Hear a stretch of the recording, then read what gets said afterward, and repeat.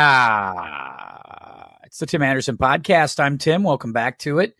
I am Tim, host of the program, and that's my buddy Zach on the left-hand side of the screen, fresh back from his winning session in Las Vegas. Good to have you, Zach. Yeah, good to be here. It was not a huge win, but a win is a lot better than coming home with less money than you started with. That's true. The dice were your cousins, right? Everything was coming up roses for you. It was a good day for you. The first couple of days were a little rough, but late in the second night, we staged a comeback, helped with a couple of sports bets too. Betting against the Gophers basketball team. Always a big move. Always a good move. Write that down. Anytime you can bet against the Gophers and something, that's what you got. We teased that line all the way to 14.5. and they lost by 15. So were you like in a 3-team tease? Is that you kind of jumped in with 3, or did you? No, we just bumped. The spread was a weird spread. It started at 5.5 and it jumped to like 11 at one point. Oh God! But we went in when it was at like 8 and moved it all the way to 14.5 and got it for something like plus 180 or something like that. So it was a good win. Excellent. Well done. Yeah, and bet against Ben Johnson, and you're going to probably bet right many times over. So well done there by you.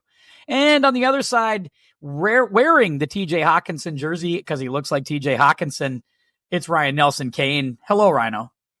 Howdy. Good to be here. Are the Vikings still up 10-0? They are. Okay. So surviving the early Kevin O'Connell brain and Justin Jefferson dropping passes, O'Connell listening to the fans. Maybe ought to stop doing some of that, but they should be killing this Bears team. But they're up 10-0. And is the Raiders-Falcons game still 0-0? No, 7-0 Falcons, Drake London. 7-0 Falcons. All right, we'll be keeping updated on that throughout the evening as the fantasy football playoffs are in full swing. I am in a first-round bye, so I'm just eagerly awaiting the opponents, whoever that may be. So could be Derek with the record of 5-9 getting in with the most points scored. He is a team I don't want to play because he has Josh Allen. Scared to death of that. All right, gentlemen, let's talk a little bit. We saw the O'Connell go for it on 4th down instead of kicking the field goal thing. And I thought that loomed large in yesterday's Bills-Lions game. And I know, Zach, you said you were talking about it a little bit earlier today. I think that's a good place to start, is that Lions-Bills game. I thought, obviously, the Bills get kind of a pass here but that's 2 weeks in a row they've given up over 40. But that Lions team again took 2 more injuries. David Montgomery's out indefinitely. That team's in tough shape. But you came away maybe a little more concerned about maybe that aggressiveness of the head coach coming back to maybe haunt them. I don't know. What's your thoughts on that game? Well, I don't think they lost because of any decision that the coach made. No, Josh Allen was brilliant yesterday. Again, just brilliant. You can be critical of the early onside kick.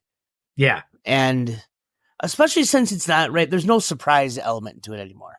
It's tough to go for it. It's tough to kick the onside right there, right? Unless you just have literally zero faith in your defense to make a stop. But I think, we were just talking about some of the gambles that happen, the go for it on your own 30 in games and stuff, and the risk reward in it. And I think we've been saying it for a while, but there is a growing sentiment that he's going to cost them a big game at some point. I think that's true. I think that's true. And look, I'm all for being aggressive and being consistent about it and saying like, hey, that's me. But you do have to, at some point, look around the room a little bit and read the room and say, all right, going for it right here. We talked about this a little bit in the pre-show, Zach, you and I, before Ryan jumped on. If you get the first down there, well, hey, that's great. But haven't you just now told yourself you're going for it on every 4th down on that drive? Because if you're going to go for it on the 30, certainly you'd go for it at midfield, or you'd go for it at the 45 in the other territory, would you not? What's to stop him from just going all night long and not punting? You have to have some rules, right? I think there's nuance to every situation, and that's what's being lost by a lot of people, especially the people who are on the stat, the whatever you want to talk. They're looking at the statistics and the numbers say to go. That we're losing some nuance of the situation of the game. and the team that you have and the team that you're against, right? Like the numbers can't take into account all of those things. Yeah, momentum's not something you can quantify statistically, right? That sort of, this game feels X, right? Like it's, we talk about that all the time. Like we get, the scheduled text from Tim every week of the Vikings don't deserve to win this game. It's that feeling that, Minnesota's going to lose this game. Now, part of that is, you've got that sort of that trauma of being a Vikings fan, right? But in every case, across the league, you can see that there are teams that go purely analytics, and there are teams that blend, and there are teams that go purely feel. And I think that, Zach's right. You got to have the nuance. You got to have the blend there a little bit. I think tonight's a good case in point, right? The Vikings game. They go for it on 4th and 3 from what was like the 23. Yeah.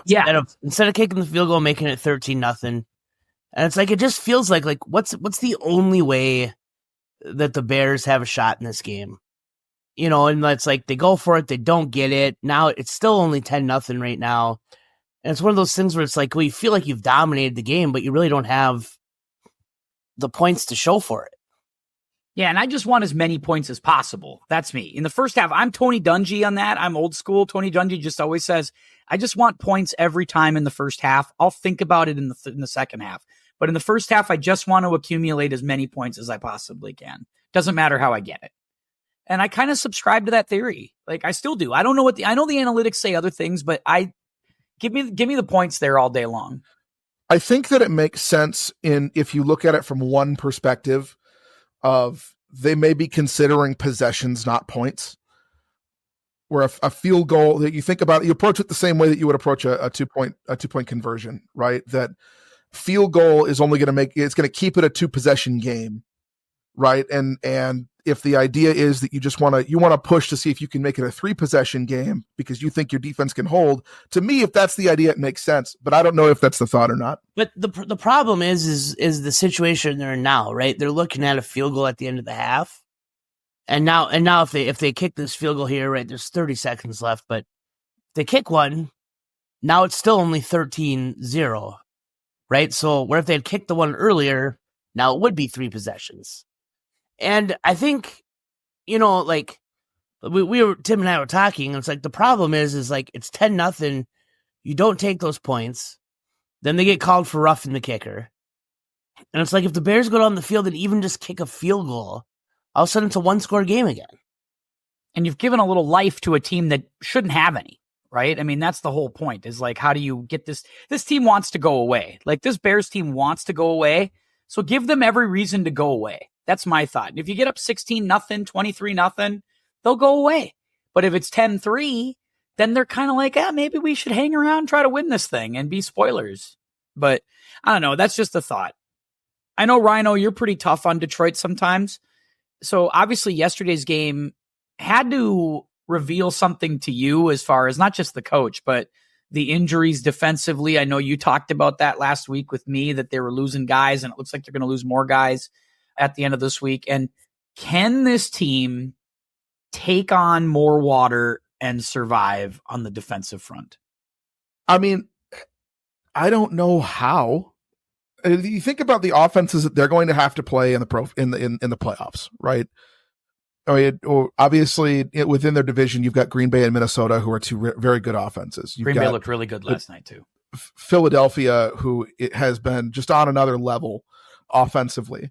And, I don't know if they can, Tampa Bay even, right? Tampa's been playing really well offensively. Tampa looked really good yesterday. Seattle, when Geno's healthy, Seattle can move the ball, right? Now, some of those, Detroit's going to have played already, but with the number of injuries they've had defensively, I just don't know how many more they can handle, right? I'm looking at the list of injuries that they've had. Guys who, maybe they're still hurt, maybe they're not, but like you're missing safeties, you're missing defensive ends, you're missing, obviously Hutchinson's the big name on that, but like you're super thin at linebacker. Like I think one of the things that was really surprising yesterday was as much as Josh Allen looked great against the Lions. He looked great. Buffalo was able to run the ball in that game. And they did everything they wanted to do offensively. They didn't have any. If they're short at linebacker, Devondre Campbell might be available. Yeah, that's true. If he wants to play. If he wants to even play. Well, you have to first tell him he's the best linebacker on the team. If you tell him that, then maybe he'll play. That's a PJ Fleck guy, by the way. It's your guy. Hey, man, I'm out. I'm out. I'm officially out. He was a pain in the ass in Green Bay, too. Like, yeah, this he found is not his way a out new of there. thing. That's what I had heard. I heard that he's got kind of diva to him. Well, he had that Twitter post like 4 years ago that somebody brought up that says like, I should just quit football and be a model or something like that. Cause I'm a good looking man or something. I can make money that way. And I'm just like, Jesus Christ. Like, boy, has that jumped the shark in a hurry. You know, you wonder why nobody wants to watch pro athletes. I'll tell you what, that's terrible. I mean, he deserves everything he gets. I hope the Niners look like they're just going to suspend him and he's just going to sit out the rest of the year, which is like, hey, that's fine. It's fine. Make him so he can't join any other team. Get him out of there. Let him sit for the rest of the season. It'll be fine by me. Wow, what a disastrous end of the half here. They're gonna get bailed out by a flag. I don't know. Oh, yeah. I know you're ahead of me. They take a sack with 12 seconds to go and no timeouts, but the Bears get called for offsides. Oh, so I was like, the clock's gonna run out. They're gonna go to half with no points. It was third down. They can't spike it. Or if it fourth down, they couldn't have spiked it. So, but other than that, I'd have to watch that one back. Darnold that's the yin and the yang of Darnold. I think everybody wants to get excited about the Vikings a little bit, especially like in this town. And they're certainly, loving the white jerseys tonight and the white helmets. I know Ryan's pretty pumped about the white helmets. Yeah, they look good. But my concern is Darnold. It's always going to be Darnold, right? He's the guy that I have to have faith in at the end of a game in a playoff situation. And I'm just not ready to do that because I can't. I'm culturally conditioned as a Vikings fan to not have faith. And so, Ryan, it's hard for me. You're going to have to sell me. Well, first of all, before go ahead, Brian O'Neill went out here. Yeah, I saw that. Didn't he get back in? No, he's in the locker room. Oh, he came in for a minute and he went back into the locker room about 40 seconds left in the half. And then Darnold did just whack his hand on someone's helmet too. Dan Jones opening round of the playoffs. Here we go. Anyway, let me ask, besides the Josh Allen winning the MVP yesterday, Ryan, will you acknowledge that absolutely Josh Allen's the MVP of the league? First of all, first question. Right now, yeah, absolutely. But I mean, obviously there's 3 weeks left. That can change. I mean, yeah. I mean, 6 weeks ago we were talking about Lamar Jackson being the surefire MVP. Not me. So no, not me. I didn't say that. But anyway, Josh Allen. You say Josh Allen's the MVP right now. Yeah. Can you also say, because if Josh Allen is considered elite, yes. Yeah. Do you have Sam Darnold on that level right now, or do you trust him on that level in a playoff game, or no? I mean, you're asking me, is he playing at an MVP level? No. There's a lot of people who think he is. Is he playing good enough? Yeah, he's playing good enough. Look, the game is, for Minnesota, the game comes down to your defense, right? Offensively, you can usually trust that they're going to be there, but defensively, can you get the ball back? Can you do what they're doing tonight and just keep Detroit off the scoreboard? Can you get off the field on 3rd and 4th down? The answer to that is yes, and that's where Minnesota's going to hang their hat. You've got weapons that can go score. Your offense should be the constant on the team. So I think that if Sam Darnold just doesn't give the game away, if he doesn't turn into a pumpkin in the playoffs and throw 3-4 picks in a game, yeah, this team could beat anybody. Fascinating. We can do more Vikings talk as we go. I want to talk about some more things from yesterday. So the Bills-Lions game was certainly fascinating, and I think that Lions game certainly has got a fair amount of storylines to it. The Bills now officially have wins over the Chiefs and the Lions, so to boost their case, they're looking pretty good. But the case for the Philadelphia Eagles got better yesterday too, Zach, right? Because they've beaten now Pittsburgh, Baltimore, they've beaten Green Bay. They've got quite a few skins as well on their resume, so they're looking pretty good as well. I mean, Jalen Hurts got in the post-game press conference, said that's what you all wanted, right?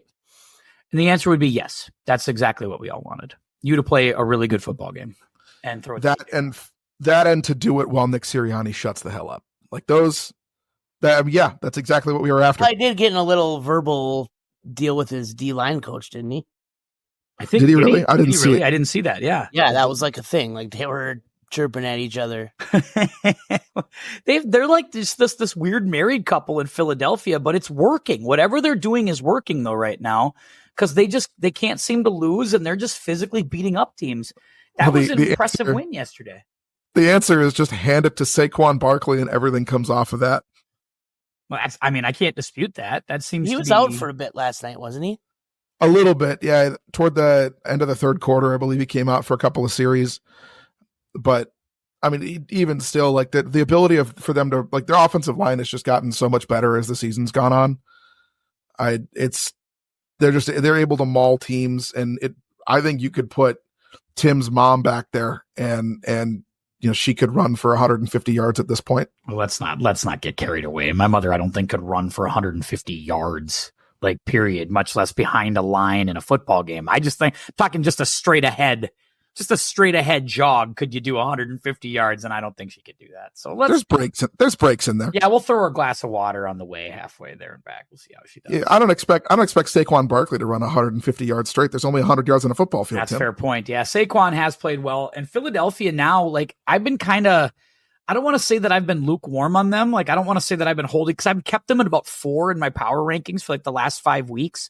But I feel like the evidence is there now. Wins on the road at Baltimore, beating a good team like Pittsburgh. I'm starting to think Philadelphia is good, like really good. And now I'm starting to think you might be right, Zach. They might be the best team in the NFC.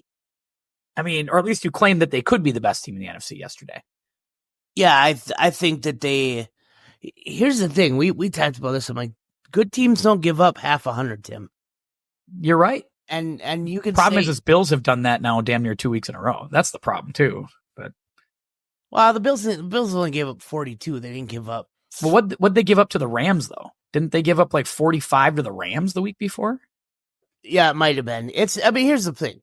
Yeah. Like you can talk about injuries and stuff, but like at some point you got to stop people. That's right? true. And that's true. Possessions are going to matter in the postseason. And I just, again, home field is going to be a huge thing in the NFC. Yeah. Right? The difference between Detroit, Philadelphia, and Minnesota is huge for those 3 teams. Completely agree. Same thing how Buffalo's defense will instantly improve when they're playing home games in Buffalo in the playoffs, right? Because it's going to be colder. The weather's more of a factor. Teams just don't move the football at the clip that the Rams and the Lions did the last 2 weeks indoors. And so asking a team to go to Buffalo is going to be really hard. And we could talk about, the Mahomes injury and stuff, but like they still have a 2-game lead there. Yep, that's true. Right? They have a 2-game lead with 3 to go. And if they're the 1 seed, it completely changes things for Buffalo. I mean, conceivably, Kansas City's going to have to beat Houston, and then they're in the NFC title game or AFC title game. That's right. Yeah. Where on the flip side, you're going to have Buffalo it's a considerably more difficult road, right? Because even in the first round, they're going to get the Chargers. Yep. And yes, they're going to be at home, and Buffalo's good, and the Chargers aren't phenomenal, but the Chargers are not a slouch. No, they're going to play tough guy football with Harbaugh as the coach. You're probably going to get either Pittsburgh or Baltimore, depends on who wins that that division. But that's going to be another good football game too. Like, it's a considerably tougher road for the 2 seed than it is the 1 seed in the AFC. And we will agree that, speaking of the Mahomes injury, we think Mahomes probably won't play next Saturday. It wouldn't make sense to put him out there next Saturday, especially when they've got to turn around and play on Christmas. So I would assume that they would sit Mahomes out to have him play on Christmas. That would be my thought. If he plays it. I mean, you got Carson Wentz. You have to think you can squeak out a 17-13 game on a Saturday. But I have to assume that's something that they're thinking about there, because they have that 2-game lead, as you mentioned, Zach. I think if you hold him out, though, you are conceding a game. I mean, you have to think that your chances of winning are not great. Your offense didn't look good when he left the game. Who are they playing on Saturday? Houston. Houston. That's a tough game, right? Houston has not been as good this year. They're still a good team. They can still score. They have And- Houston, at Pittsburgh, at Denver. And again, it depends on that Denver game may or may not mean anything. Yeah. That's a tough And- 3-gamer for sure. The Bills get the Patriots, the Jets, and the Patriots. You have to think the Bills are going to go 3-0 in that stretch. Yeah, well, especially Right. with Gerard Mayo as the coach for the Patriots, who's done. Boy, that situation's exploding. Huh? He's a bottom 5 coach. I mean, he's What did I bottom miss 3. there? Well, Gerard Mayo, first of all, it sounded like he claimed this morning that he didn't throw his offensive coordinator under the bus, but they were kind of like, Coach, you were at 4th and 1 and you're in the shotgun, and why not just sneak it with Drake May? We asked Drake May that, and Drake's like, yeah, I don't know. Like, I always seem like I always got those in high school and college. They never run a quarterback sneak for me on 4th and 1. And he's like, yeah, I don't know why we don't run that either. It's like, wait a minute, aren't you the head coach? Yeah, he said the quote was, when asked, he said, "You said it, I didn't." Yeah. And it seemed very much like he was throwing the offensive coordinator under the bus. And there was another time where it's 4th and 1 and he's taking a 9-step drop. Like, they're doing a deep drop on a 4th and 1. I'm like, what are you doing, guys? Like, what's happening here? Just run the ball, get the yard. It's the Arizona Cardinals we're up against here. This isn't the 85 Bears. Get the yard. I think that with Buffalo going, I'll be surprised if they don't go 3-0 in this. You're probably right. And if Patrick Mahomes is out for any stretch of time, right? If he can't go on Saturday against the Texans, right? And you have to think that he may not be at 100% against the Steelers. I mean, we're talking about that 2 games could evaporate really quickly with the schedule the way that it is. So it would be unfortunate, because I think Kansas City has been, I think they've been a little overrated just based on the style of play, but they find a way to win. But I mean, shoot, I think you probably think they deserve that number 1 seed with the way they played this year. You kind of overcome a lot. That would kind of suck, but I mean, Buffalo's earned it too. They're a really good team. Completely agree. That's an interesting one to keep an eye on. The Chiefs did get another win, as we mentioned there, but yeah, the key is going to be Mahomes and what's his injury status for Saturday. A couple of observations this weekend. First of all, I know this is a pro pod and I want to keep it pro, but I do have to touch on the college story that we didn't get to last week. I almost scheduled an emergency pod with Belichick going to North Carolina. There's some thought out there, and I'll ask both guys, obviously, because you guys are both football coaches. There was thought out there that he looked at the market and thought, I'm not going to get any of these jobs because these owners and these GMs just want to hire the hotshot OC, and they're not going to want to hire me, the old ball coach, if you will. So I'm going to go coach college and go do that, get paid a lot of money, go somewhere where, I'm loved and universally respected and all this stuff, and see if I can make a run at, winning college football games and doing all this stuff. But I can't imagine that, honest to God, that anybody would look at Shane Steichen and the job he did yesterday in Indianapolis, or look at Chicago, or look at the situation in, New England or New York, or look at all these teams that are out there that are going to probably need coaches, New Orleans, et cetera, and said, yeah, the guy we got is certainly better than Bill Belichick. Like, how do we get to that place? Because I thought we saw like coaching malpractice across the league yesterday. And that it makes me just wonder, like, what kind of info did Bill Belichick get that made him want to go to college? Zach, what's your thoughts? And you haven't even commented on the Belichick UNC thing. So let's get that from you.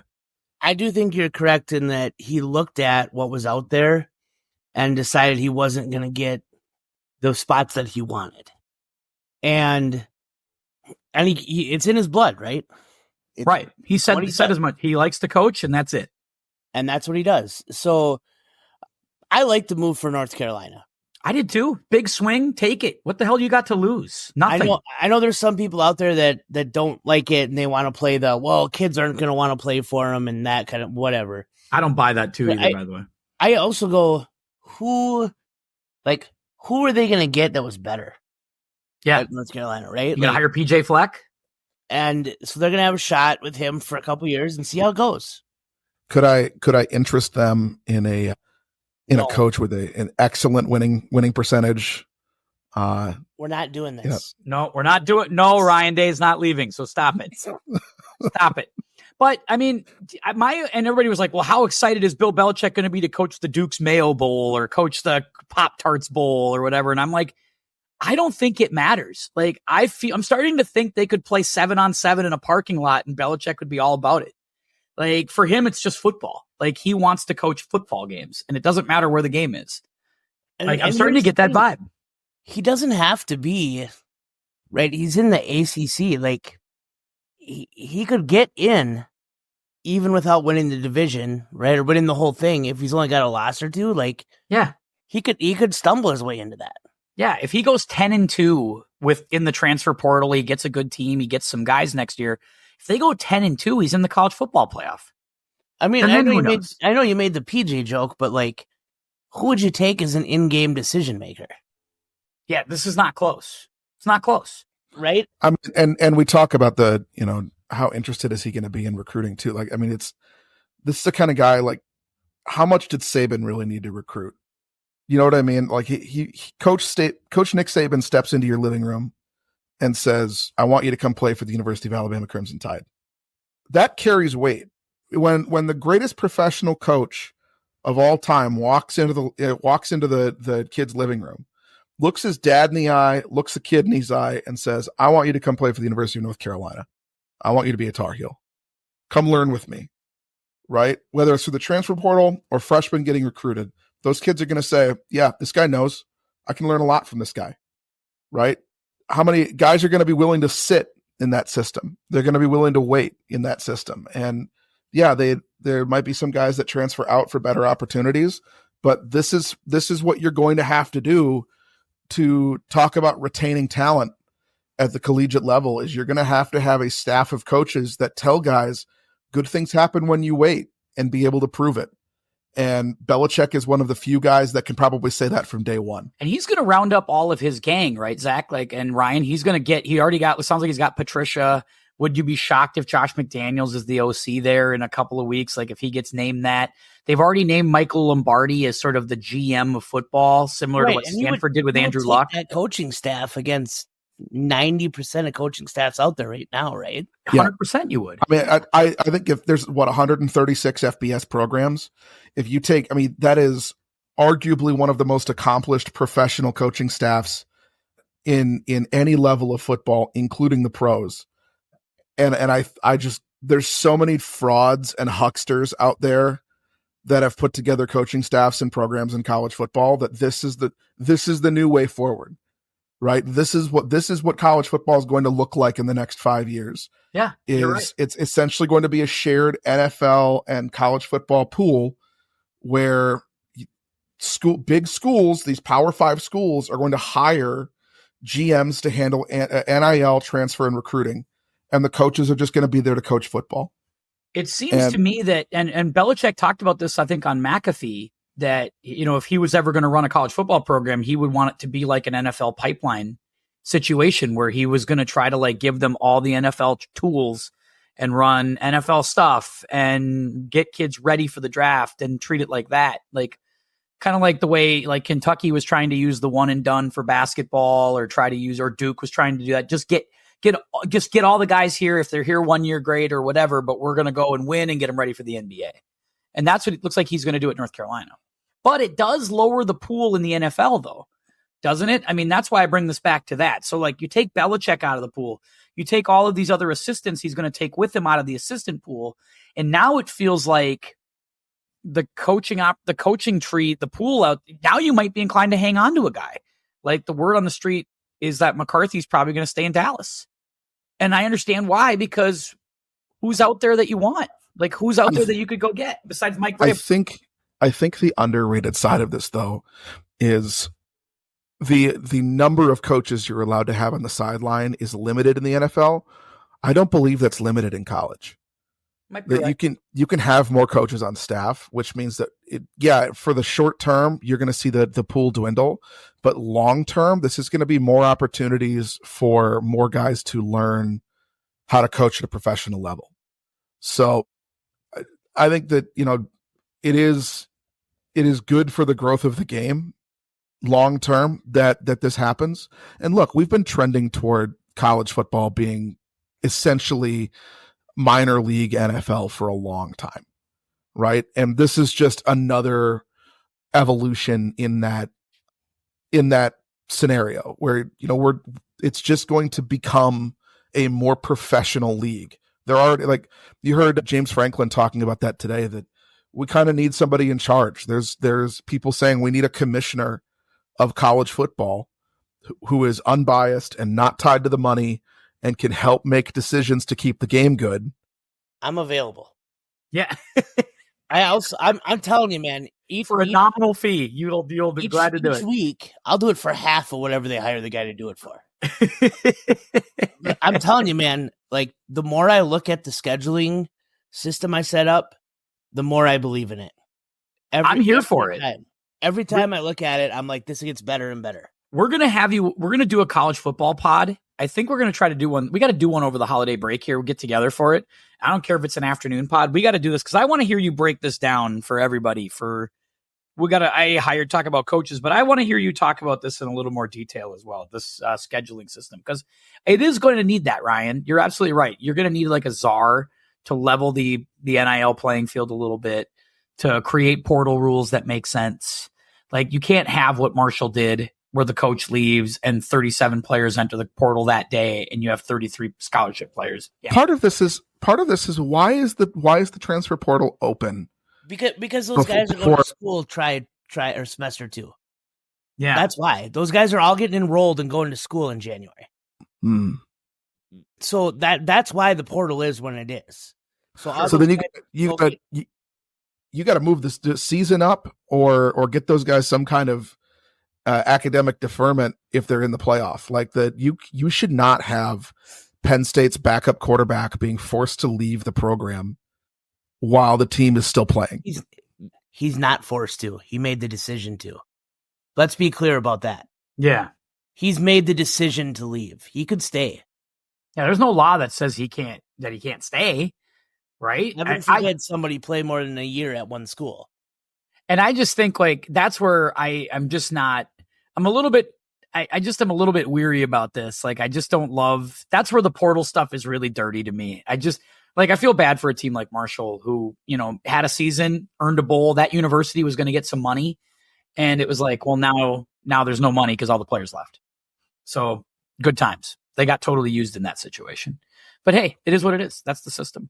We're at the 35-minute mark. So I say we move. We got to talk about the Eliminator. RIP the Eliminator this year. We blew it again with Denver. Denver got the win. But first of all, let me just say this, and I'm going to curse, so I'm sorry about this. But fuck you, Jonathan Taylor. Seriously. And dropping that changed the whole game. If he runs that touchdown in and he gets across the goal line, they're up 24-7. That game's over. And instead, it's a touchback. They give it back to Denver. And the next time Indianapolis has the ball, they attempt these. Zach's right. It's the second worst trick play in the history of Indianapolis Colts football. But it was a fireable play call by Shane Steichen. Terrible. Reprehensible play call. Absolutely despicable. And they lose the game. Broncos are going to the playoffs. And we're boned. Now, Tim, I'm going to say something here, and I'm going to hold your hand while I say this. I know you're a Colts apologist, and I know you're going to tell me that Shane Steichen made the right call. We're blaming the Colts when in reality, this is on us for letting it get to this point where we were relying on a bad Indianapolis Colts team to save our Eliminator. Our problem is week 2 we fucked around and picked the Broncos instead of just getting rid of the. Yeah. God damn it. We've got to stop being cute about this. We have to just eliminate the bad teams. We should have just taken Carolina out in week 2, and we should have just kicked the can for another couple of weeks on all these other teams, and we would have figured this out. God damn it. Although I will say ballsy decision last week by going 49ers without me. It seemed like to work. It worked, though. It did seem to work because, boy, everything has imploded in San Francisco. Yeah. You're right, Ryan. Arizona got the win. I still think Arizona's in trouble here, but they're 7-7, and they looked, they drew a better draw than the 49ers. It's like I said last week, man. I'd rather be the Cardinals than the Niners right now. Fair. So we'll play out the string.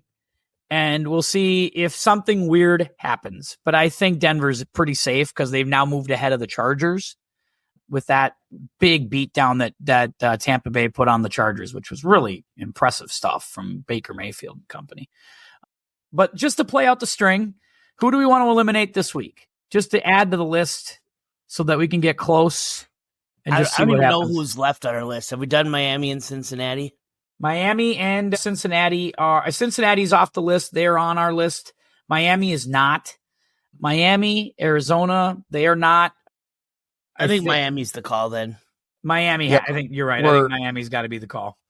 We're looking at the AFC here. Unless with 3 teams below 500. Let me just preface that with, if we are going to pull a miracle, would you rather put your chips on Miami with the Niners, Browns, and Jets left, or Indianapolis? Because they're the same record.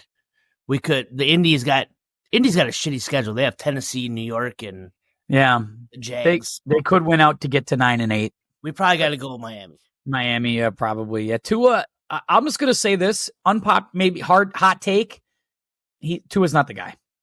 A, because of his squash, but B, that guy is incapable of winning. I just look at him and I watch him play, and I'm just like, that guy can't win big games. Just will not win 2 to 3 big games. He made a big time business decision on his interception this week. Oh yeah, he made zero effort at going after that effort. Yeah, and I guess I can't say that I blame him, but at the same time, you just look at that and go, yeah, if you're hitching your wagon to that guy and Coach Spicoli, it's not going to work out. Like, those two guys just, to me, they're not starting quarterbacks and they're not head coaches. They're just not. Because at the same time, Ryno, your guy, Anthony Richardson, he might stink. Does he stink or has he been ruined? Because I don't know that he's played enough football for me to think he stinks. He can't complete 50% of the passes. Okay, but again, I just want to point out that Shane Steichen has him doing things like throwing it to A.D. Mitchell and having Mitchell throw it back to him so he can throw a deep ball. Like, that, I'm not willing to call him cooked yet. I want to see him with a competent coaching staff. Just, yeah, he I don't know what to say about him, but he's too good. I think he's just such a good athlete that I still think you see it there, but he's been ruined by an awful coaching staff in front office. There's not a lot of evidence there for me. There's just not a lot of evidence to see anything. But I know it's early. I don't want to give up yet, but gosh, damn. I think the problem, Tim, like we're talking about Miami, is like, what's their move here? Are they going to go for a new quarterback? Are they going to go with a new that's coach? just it. You got so much money, sunk in Tyreek Hill, and you got so much money sunk into certain guys on the team, and you got a lot of money in the quarterback. Like, what are they going to do differently next year? That's the thing. It improves them. What quarterback can come in and help them now with the guys they have? Because they're in kind of win now mode with the auxiliary talent. So the quarterback's got to be a win now guy. Would you rather have Aaron Tua Rodgers or Sam Darnold? I guess I'd rather have Sam Darnold than Tua. The correct answer is Aaron Rodgers. Would you rather have Aaron Rodgers in warm weather or Tua? I mean, you want to talk about a quarterback that isn't going to melt when you take him to Green Bay in December? He everyone's ragged on him. If you look at his numbers, he really hasn't been. I actually thought he played a good game in Jacksonville yesterday. Like, he looked engaged. He made 3 or 4 really good throws. That long touchdown to Adams was terrific. I don't understand what the head coach was thinking, not taking more time off the clock and just kicking a field goal instead of running the touchdown in and giving them 2 minutes. I don't understand that, but I thought Rodgers played well. Last 2 weeks, I think Rodgers has played well.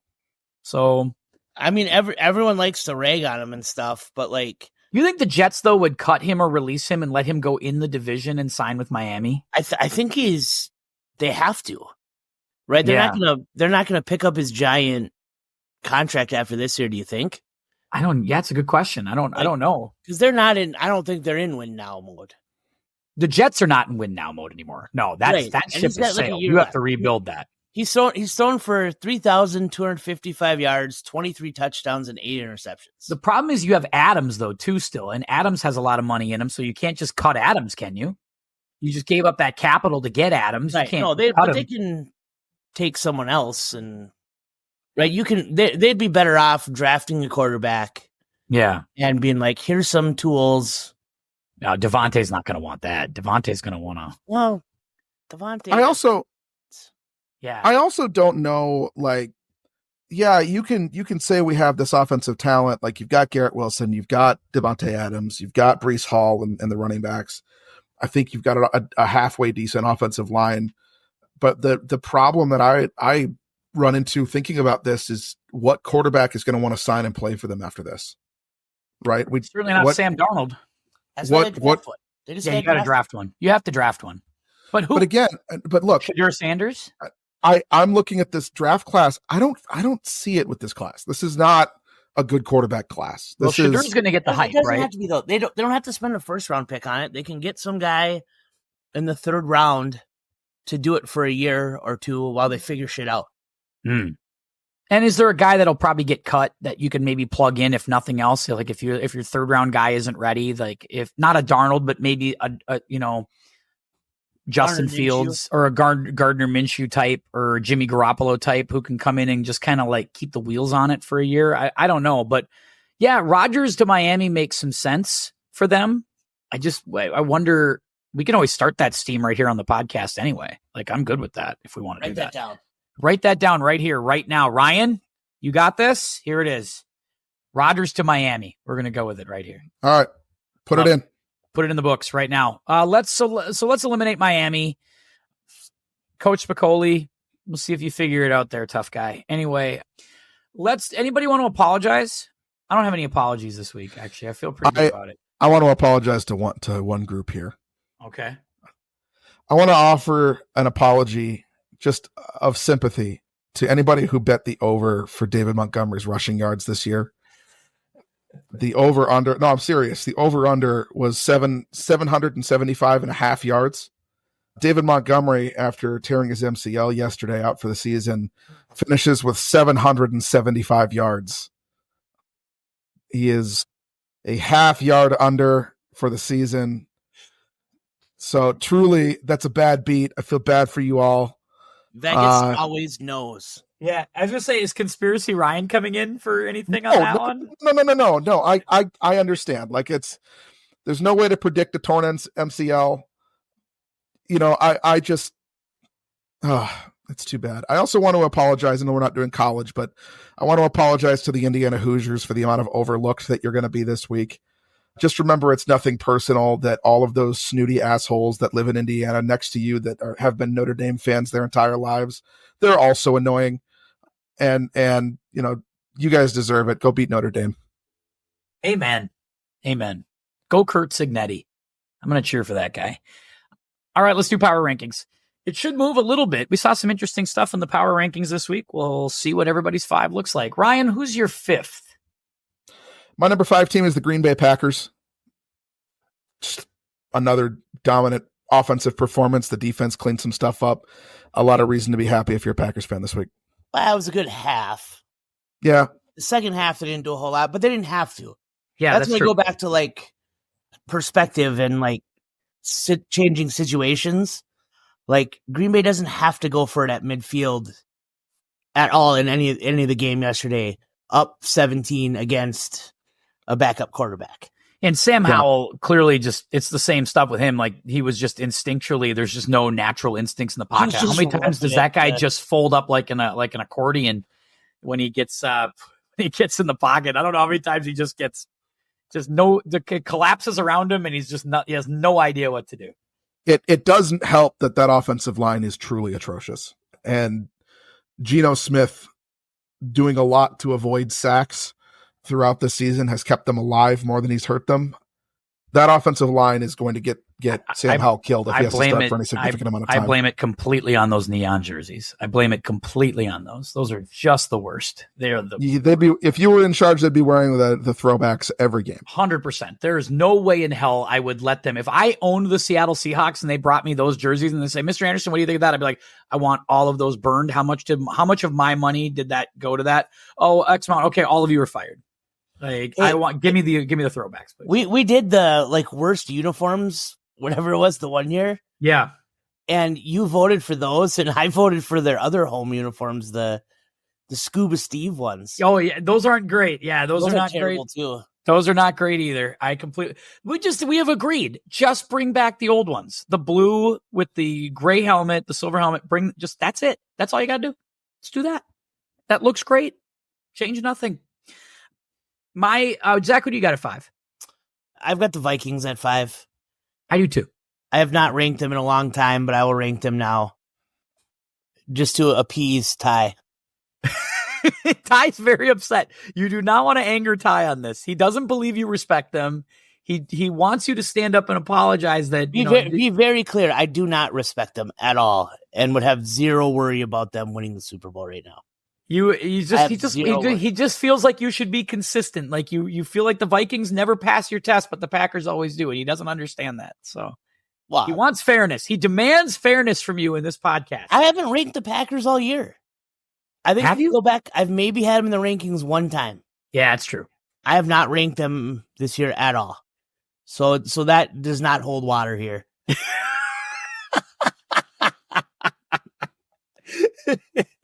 All right. So I had Minnesota at 5 as well. I'll start the walk coming back this way. I had to move some things around, but based on the injuries and stuff, I'm going to slide Detroit. I got Detroit at 4. I'm concerned about the injuries. Obviously with Goff and Amon-Ra St. Brown and Jahmyr Gibbs is still really good. I still believe they're going to score points, and they're obviously going to be in the playoffs and still have a good chance to get a first round bye if they can hang on here. But definitely did take some hits this week with the injuries. I'm concerned. But I still have him at 4. Can't rank him outside of it. So I'll put him right there. Zach coming back. I also have them at 4. I have so many concerns. And again, if we're talking about teams that I think will win the Super Bowl, they're so far down my list. So I get it. They definitely moved off mine. And they've won some games, but I don't trust them. I do not trust them. I have them at 4. Ryno? My number 4 is also Detroit for all the reasons listed. Man, if you would have told me 3 weeks ago that this team looked like that against Buffalo, I would have expected a better game out of them defensively. Especially at home, there's so many cracks in the armor at this point. The injuries are clearly a concern. Losing arguably your best defensive lineman, not named Aiden Hutchinson, that was still active in Aleem McNeil, losing him for the season is a really big blow. Losing Carlton Davis, who was kind of your big trade in the offseason for the season, it's a huge blow to a secondary that really, outside of their safety tandem, has had a lot of problems covering. Man coverage is going to become a lot more of a problem, which means that you're going to have to drop more linebackers into coverage, and that is going to expose you to the run game, which we saw yesterday. It's the adjustments they're going to have to make for the players that they're losing is going to mean they have to completely change their game. And if we've seen one thing from Detroit, it's that changing their game is kind of the one thing they don't want to do. So Aaron Glenn has done a really good job. I give him a lot of credit, but he's not a miracle worker here. Eventually you just run out of pieces. This is going to sound weird, but I think we're going to learn a lot about him the next 2 weeks. Yeah. When their opponents are the Bears and the 49ers. Yeah. It's like we're watching tonight, and the Bears are punchless, right? They look terrible. Yeah. Yeah. But they have a decent defense. And it's like, if that's a game, if they're holding down the Lions a little bit and moving the ball a little bit, right? Because they only beat them by 3 the first time. Yeah. That's going to give me major pause. We'll definitely keep an eye on the Lions because our team we're very concerned about heading forward. Ryno coming back with us. Who's your third? My third is the Vikings. I think that they should hold on and win this game.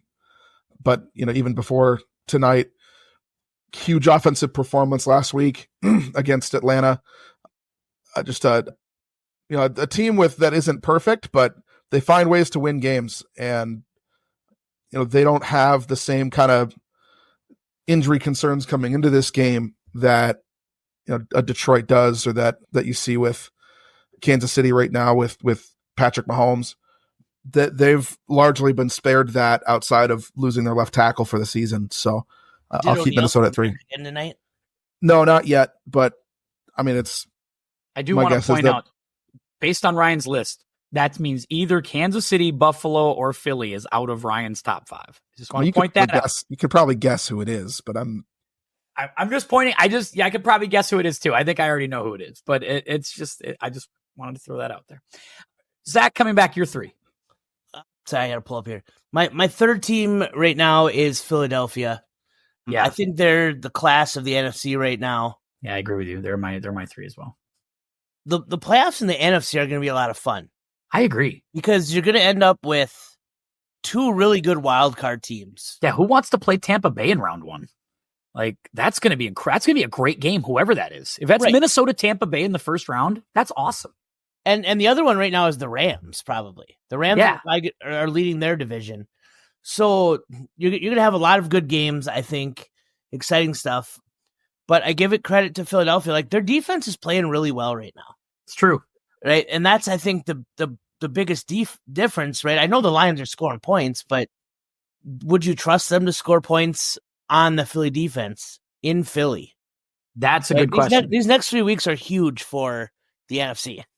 Completely agree. I have Philly at 3 as well. Again, they just have won a whole bunch of games in a row, and they've got, as Ryan has pointed out, Barkley. I think if Josh Allen wasn't having the year he was having, we could argue Barkley's the MVP of the league. Barkley's been terrific. And when they keep A.J. Brown happy, they can do stuff. So I still don't think I think they have the worst coach of the Power 5 teams, but I mean, but they're winning games, and you got to give them that. You got to give him that. He's done well. Do you really trust the coaching in Buffalo either? No, that's fair. Yeah, man, don't give me these coaches in this league. God, there's a lot of nitwits in this league. McDermott's there's only like 6 coaches that are like really good. Like 6 or 7 really good coaches and a whole bunch of average and bad. Average to bad. McDermott, I have slightly above average. I have him as an above average coach, but not a great coach. Anyway, 2 coming back. I have Buffalo at 2 because Buffalo has the MVP of the league. Their running game is much improved. They got wins against Kansas City and Detroit. And, now that Rams loss doesn't seem so bad. I don't know why, but I mean, it's a bad loss, but I just feel like the Bills are good. And if they're going to get a cold weather game in Buffalo, I'm just going to put my money on them to win it. It's going to be hard to see them lose. So I got Buffalo at 2, and I feel like their game travels. They can play anywhere. Yeah, I think my only concern with Buffalo, I have them at 2, is again, right? I mean, we talked about this for how many years? Like, you worry about Josh Allen making the Brett Favre decision. Yes. Right? And costing them something. That's true. I do. But I also think he could do the Brett Favre thing and win him a game and get to the Super Bowl. He absolutely could.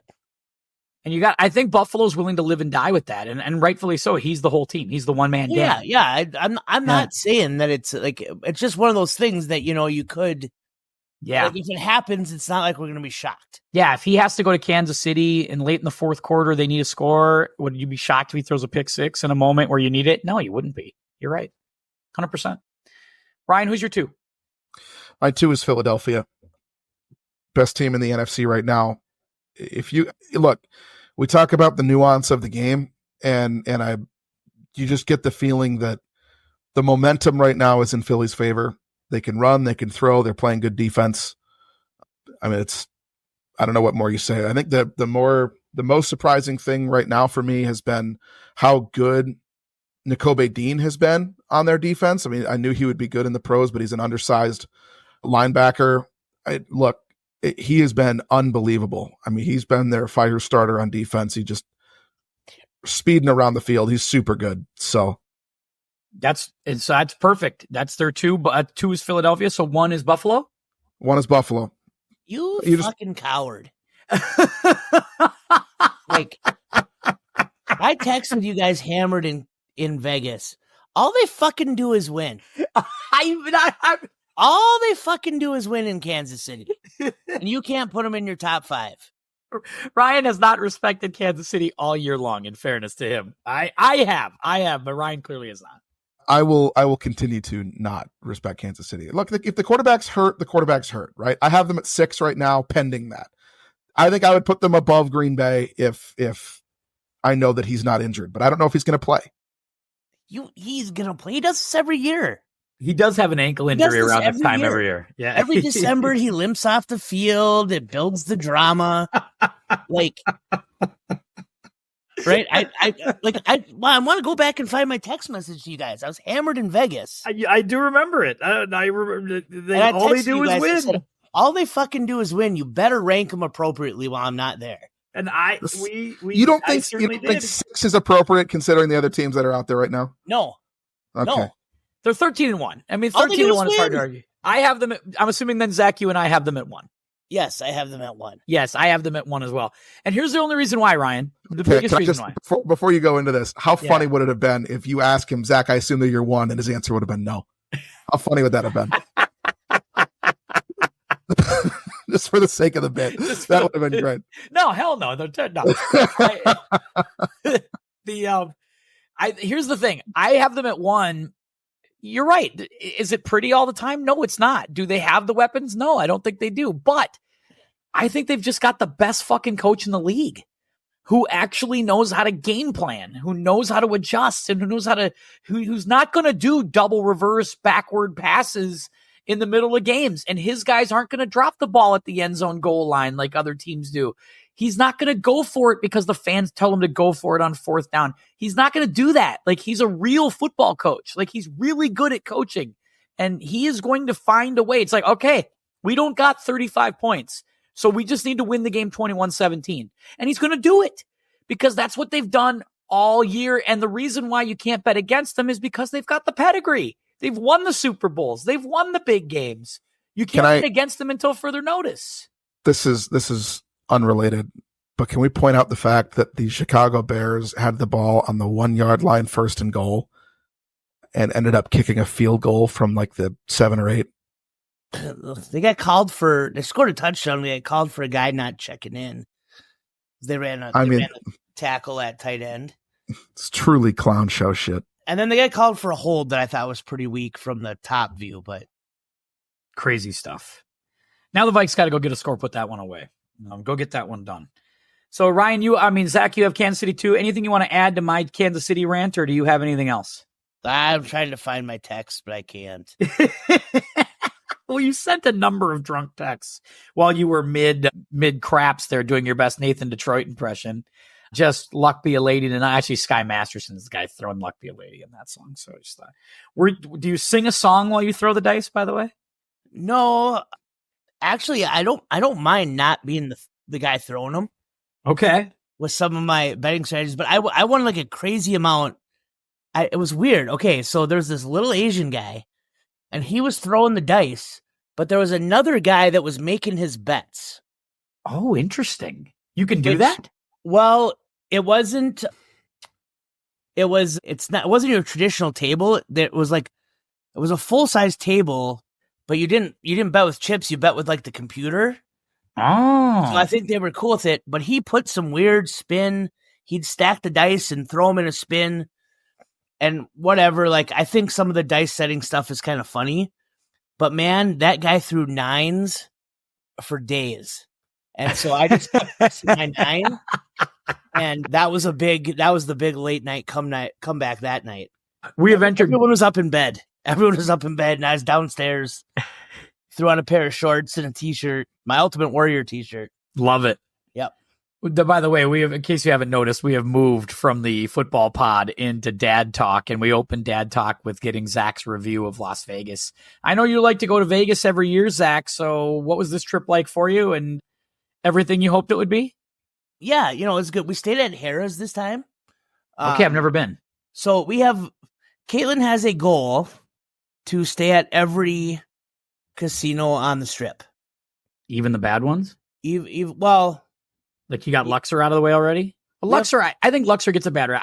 I've been fine at Luxor. She's either stayed at Luxor or Excalibur. She stayed at one of them. I have not stayed at sure, Excalibur or New York, New York. I don't mind those. I love New York, New York. Do you? I've never stayed. I've been in there, but I've never stayed. I've never stayed there. But so anyways, we stayed at Harris, which sometimes gets a rap. Yep. I'll tell you this, room was clean, room was great. Hotel was quiet. I have zero complaints about Harris. We didn't gamble there a ton. I did some, late at night, but it's also close enough that you can pop out to a couple different, the link is right next door. We went to Casino Royale a couple times for $3 beers. Excellent. But yes, I have no complaints about it. We went all over. There actually on one day we physically walked the whole strip except for the Stratosphere. We went all the way north. Got out of the hotel, we went all the way north. I think it's the Sands is the one right before it, right? Whatever it is. We hit the last casino before it. Hopped in an Uber. Caitlin went and got her tattoos. And then we Ubered back to Mandalay Bay, which is the opposite end. And we ended up walking all the way back to our hotel. So we did the whole strip that day. That's great. Yeah. So it's such a fun, that was the perfect time to go because it's not too hot. Like you can do stuff. Yeah, no, it's kind of funny because people are acting like it's the coldest day ever. I don't mean to come back to football for a second. Brian O'Neill is back in the game. Okay. Noted. Good job. I got my scorpion shot. I saw you take that. That's frightening to me. Explain that. So they take a baby scorpion and they drop them in your shot of tequila and you down the whole thing. The scorpion is live when they drop it in there. So that thing is just swimming in you right now. I'm guessing he's gone by now, right? It's been 6 days, 5 days. Could be. But I did look up something that said like the scorpion can hold its breath for 6 days. But it's something we've, it's at Nacho Daddy. We saw it, I don't know, probably 2-3 times ago we went. I thought about doing it that time, but it, it's a little spendy. So I didn't do it, and then we didn't go or whatever. And so that was kind of my thing this time. I'm like, I'm doing a scorpion shot. So check that off the bucket list. Got the shot glass. So yeah, overall, I'd say it was a great trip. I mean, got to shoot some dice. My only regret is I probably didn't eat as well as I would have liked, or done as many some bad choices, some bad food choices. Not even necessarily bad choices, just like I didn't eat enough. Oh. I think part of it was we went with a bigger group. And when you're with, the 6 people and you're kind of meandering along and it's always like, well, I'll get something at the next stop or you're kind of, and you're at the mercy of kind of everybody wanting to eat at the same time. Yeah. And then at one point, like I just looked at Caitlin and I'm like, I need to eat now. Like I'm going to go get this hot dog over here at this. Yeah, we've been drinking all day. We've been whatever, like, let's get something now. Cool experience. We did the ballpark beer garden at Paris, which is right on the strip. It's outside. It's on like the second level. I had not been able to get in there before. It's always been packed, but we got in there for Monday Night Football. So that was kind of a cool experience. Yeah, I got to get back there. I haven't been there now since COVID. I went March of 21. I want to go back. Like I said, like I made money, not a lot, right? I ended up like $45-50. I don't know the exact number because I keep my gambling money separate, but I do tip for all my drinks out of my gambling money. Yeah. So I was I came home with $45 more in my wallet. Hey, figure out all the tips and stuff. It's probably closer to $55-65. But I'm like, well, I had budgeted X amount for gambling. I'm like, and I brought all that home with me, so I'm ready to go again. Yeah, let's go right now. Yeah, let's just hop right across the border and gamble on Ben Johnson some more. I looked at New Year's, but there you go. It's a little spendy then. Yeah, you gotta go. We're going in May. Oh, May, right? Oh, nice, Ryno. Where are you going? Where are you staying? We are staying at Caesars. Okay, that's nice. Yeah, that's nice. Yeah, that's awesome. I'm pretty excited. I stayed at that was the nicest one I've stayed at in down there was MGM. I was able to stay kind of on the floor, first level, not far from the gaming floor, and I had a great time. I thought it was just awesome to stay there. The nicest room I've stayed in is Paris. Yeah, I need to stay there. Lauren asked for that one, but we couldn't find a room for our days. We went out there for Caitlin's brother's wedding, And I think we got a discounted room because of that, because we were out there for the wedding and stuff. But that was very nice. I stayed downtown at Binion's. Oh yeah. And so we stayed like on the second floor, right? But right off like if you go in the casino where their table games are, there's this little like stairwell in the back. It's like a wrought iron stairwell that nobody uses. And our hotel was at the top of those. So I didn't use that was my first Vegas trip. We did not use the elevator once because we just used that back stairwell. But it was great because you'd walk out and you'd be like, and here's the blackjack table. That is cool. Yeah. The thing I'm most excited for is the food, because I have a list of restaurants that I'm going to hit. Well, they still have the big buffet at Caesars, right? The one that's like $50 a plate, but it's like top notch. Carrie and I ate. Yeah. Yeah, there's the a handful Bacchanalia or whatever. It's not like it used to be with buffets and stuff. And the buffet is not what I'm interested in either. So I'm looking at Joel Robuchon's restaurant in the MGM is probably top of my list. I ate at the sports bar that had one of them chefs. It was like his burger. And the MGM has all kinds of great stuff. So we went to Ellis Island for breakfast, which is just off the strip behind Flamingo. If you walk the mile there or less, you actually walk right by where Tupac was shot. Oh, didn't know that. Yep. So we went back there. Their breakfast is really good. So we did that a couple times. We hit a prime rib. We got I think it was like $10.99 prime rib or something downtown. Take that. That was great. That was we kind of all went there together. But other than that, we kind of snacked at a few places. But that's what I'm like, that's my one regret, is I wish I would have maybe picked out one or two more restaurants to. I know I want to go back and try. They have all those celebrity chef restaurants there. Like there's, different stuff for different guys. I know like Morimoto had a Japanese place in MGM, and like there's all these guys that have stuff, and you kind of want to try one. You'd like to try. And so I need to go back there. I want to go play more golf, and I definitely need to try some more food while I'm there. The food's where we're going to spend our money. Like I'm willing to spend quite a bit on food. And you're not a gambler anyway, though, right, Ryno? You're not a gambler. I gamble a little bit. I don't play a lot of cards. You'll do sports though. You're going to probably sports bet, right? I mean, it's the middle of May, so what do I got? Baseball, maybe a golf tournament. Maybe. And I don't know. You got NBA playoffs. You'll have NBA and NHL playoffs. And you can bet on future stuff. Yeah, you can maybe make a season bet for next year. Like if you're that confident Vikings big shot, maybe put the money right there on a little something. Yeah, maybe I'll put it on the Buckeyes too. Who knows? Put a sawbuck on the Buckeyes. So we'll see what I end up doing with the gambling stuff. It's just not really my cup of tea. I'm there for the food. As with every trip that I've ever taken with my wife is, shocker, the fat guy's there for food.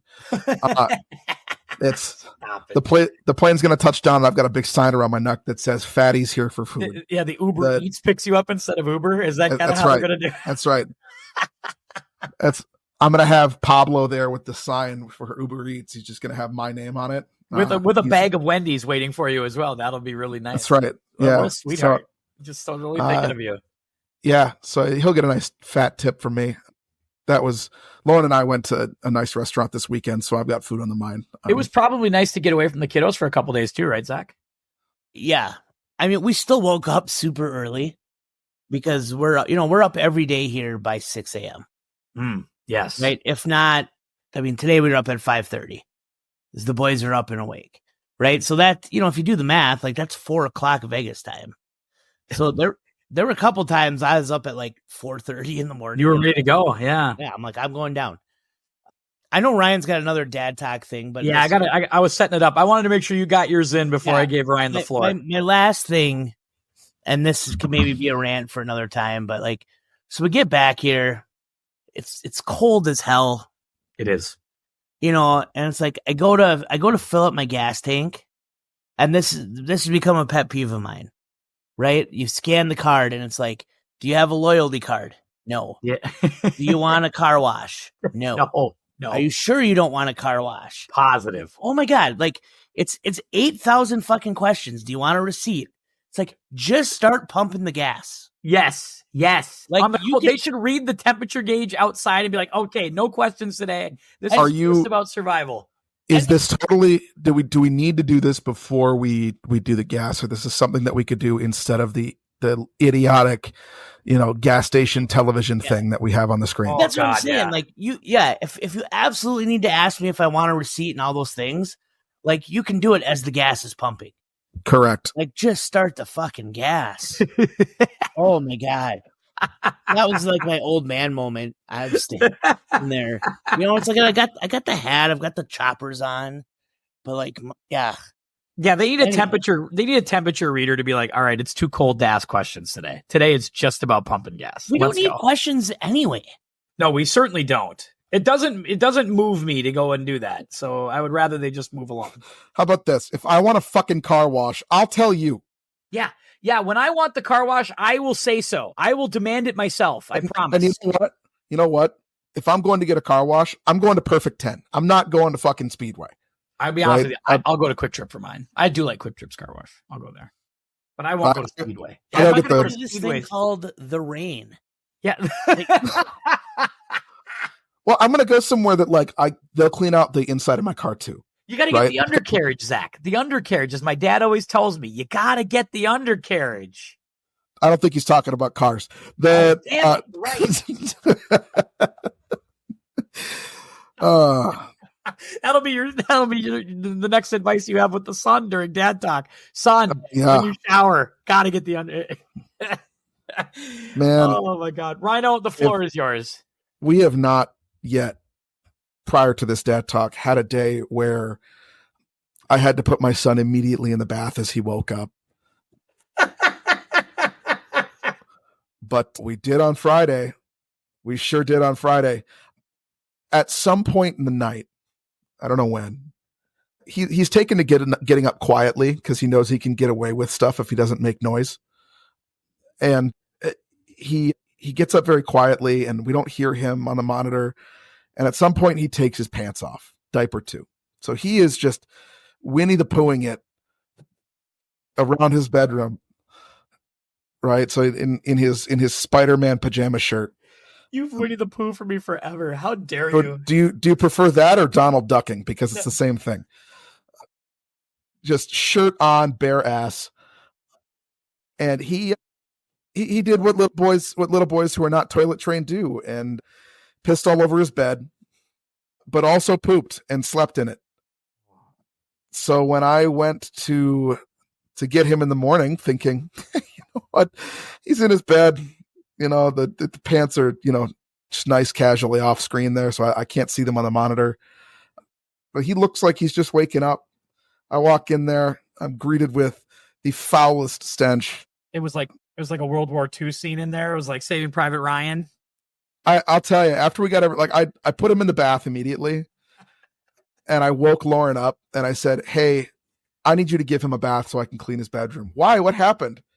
You have to see it. You have to see it to believe it. Just come look. There are 4 full turds on the bed. Stop it! Come on, come on. They are on the bed. So I took those sheets at this is at 6:30 in the morning. I took those sheets and put on. I have these black latex gloves that I keep for cooking that I just threw those on. I was gonna say, don't cook with those after this. They're disposable. Took the sheets and balled them up, threw them in a Target bag, and walked them down to the trash can. Thankfully, the trash had not come yet. That's what I was gonna say. At some point, you just have to cut your losses. You do have to sort of no, it was that's it. It was the first step was damage assessment. Yep. Right? What's affected? What's not? What's the process of cleanup here? This is like anything Ty would do as an insurance salesman. He goes, he assesses. He would say, "This is what we can't do." So I figured that that somehow the blanket had avoided any damage. All right, it was dry. There was no feces on the blanket. All right, if you're listening to this podcast, we want to set that aside. The pillow required some TLC, but it was salvageable. So here's what you do if you want to get bodily fluids out of anything, right? Out of fabric. Your friend is cream of tartar. All right. It is baking soda, but it is a base that's activated with vinegar. So you mix cream of tartar and soap, and you get it in to break up the fat, and then you use the vinegar to pull that out, throw it in the wash. Zach, right? are you getting all this? You making sure you got all this down? It will get blood out of carpet. It will get wine out of carpet. It will get grass stains out. Cream of tartar is your friend. The learned that from my 75-year-old grandma, just so that we're all on the same page there. Like that's your grandma scrubbing a lot of blood stains out of the carpet. Yeah, your grandpa. It's in the living room or what? It was Fight Club in grandma's house growing up. I mean, it was just, what do you do? I'm not allowed to say what happened over there. just know that she's good at getting stains out. But that was the process, right? But that's not the only thing that happened. All right. So we are officially, just to put it out there, we are officially doing potty training next month. All right. That's the docket. We're taking care of it. We're going to get this done. It might have been something you want to consider by now. You know what? We've been considering it. We thought we were. This has all happened within a span of a week. So I'm going to get to the second story here in this vein. Kieran's obsessed with The Lion King right now. It's all he wants to watch. It's all he wants to listen to. He loves The Lion King. We were on Cars. We're no longer on Cars. Thank God. I'm tired. I'm sick of Cars. But he walks up to me. I'm at my desk. I'm working on something. And he says, Lion King? Okay. You want to watch The Lion King? What do we say? Please. Great. We'll watch The Lion King. I put it on my left screen. I turn it. I put the speakers on so he can hear his stuff. And he is standing maybe, I'm not kidding, maybe a foot from the screen, right? He's just standing, you know what? Whatever. Do your thing. I see him back up. No. And I think he's gonna go sit in his chair. That's what he does. He's like a dog now. He's like, he has a movement, and I've got chairs. This was before, right? So this was Tuesday. I've got chairs back there he can go sit in. He usually sits back there and eats a snack and watches his movie. And I keep working and I'm wearing these headphones and I hear something and I think it's the dog. And I pull my headset off and I turn around. There's Kieran standing behind me, pants and diaper around his ankles, just fully pissing on my floor. Oh, like right behind me. This is tough. So this is a quandary you're in. It's not a quandary, right? Like we are going to have to potty train the kid. That's the next step. That's what's going to happen. That has to start basically right now. Post haste. Yeah, immediately. You have no time to waste. You got to go now. And my security deposit is dependent on that. Yeah, no. Just a lot of cleaning and disinfecting going on at the Nelson Kane household right now. Yeah, it's just unbelievable. It's a fucking biohazard over here, man. I'm not coming over for a while. Like, we're only going to hang out in your garage. Now, look, Tim, my whole thing right now is just keeping the house clean. It is damage control. I have scrubbed out my sink so many times this week. I don't know what to tell you. My hands are raw from the amount of washing. You gotta let one of them little misters go every once in a while. Just log the place. My hands are so like chapped and dry from the amount of washing with soap that I've had to do over the last 2-3 weeks. You poor bastard. Bastard. The cleaning chemicals, like the dog has pooped in the house too. So it's not just the kid, like the dog pooped in the house. And are they starting to blame it on each other yet? I mean, is that happened yet? Look, Kieran found the dog poop before I knew about it. I'm going to come over to Ryan's house and just take a whiz in the living room. Lauren walks in. I'm like, what? That's not what we do. This was a thing. Are we not in the trust tree? What happened? He walks downstairs with the dog poop in his hand. Lauren's upstairs in a meeting, and I thought he was in my office. Right, I heard him in here playing with his car, and he had quietly gone upstairs. And he walks down to me. I'm sitting on the couch playing Madden, and he throws a chunk of dog poop at my face. When I tell you, great show tonight, everyone. Wow, good night, everybody. I mean, that is a mic drop. When I tell you, I have had way too much poop in my life. Right, I am. There is just no chance we could have another kid because I'm pooped out. I got nothing left. The last 2 weeks, I was sitting there romanticizing the idea that, man, maybe I missed out. Maybe I should have had a kid. I should have. Now you ruined it, Ryno. Like, I'm good now. I'm good for another 10 years. You either, like, you saved my life just now or you ruined it. It's one or the other. But either way, like, I don't need to talk about kids for another decade. Except for with you two on Dad Talk. I'll say this. Gary came over to my school today from his school. Yeah. Because they host the kindergartners for a Santa's workshop. Oh, cool. And I was able to sneak down there because it was during my lunch and stuff. That was a pretty cute 30 minutes of him down there and getting to see him in the school. So you're saying that would win me back because it's not all golden showers and poop stuff.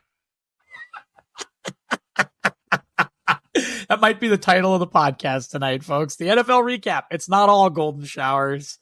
That'll do it for the pod this evening. This was fun, guys, as always. Thanks for your time. We'll be back next week for the annual Festivus pod. The airing of NFL grievances next week, as we do every year around the Christmas holiday.